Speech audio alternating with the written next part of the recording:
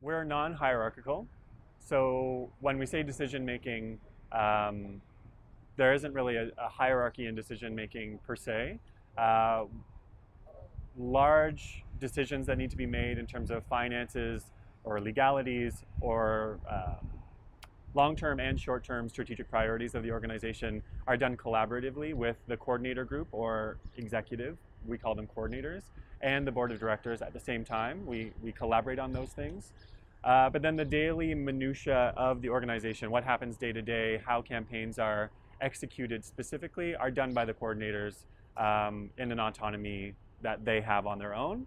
But then within those decisions, there are larger decisions that need to be decided on by the board of directors. So like any expense that's larger than a specific amount, or an action that we may be taking that the organization may be held liable for, the board of directors would need to know about, and we'd have to reach consensus on. In terms of like evaluating each other and evaluating the organization, all of that is also done non-hierarchically.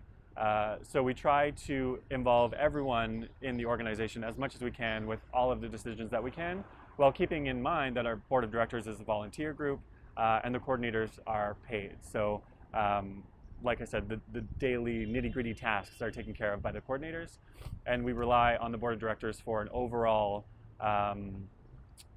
support, and the board of directors offers oversight on the operations of the organization. We mandate that a specific percentage of our board of directors is made up of undergraduate students, of graduate students, and then the rest are community stakeholders, people who are past alumni of Sustainable Concordia, so past coordinators or past board members or past collaborators.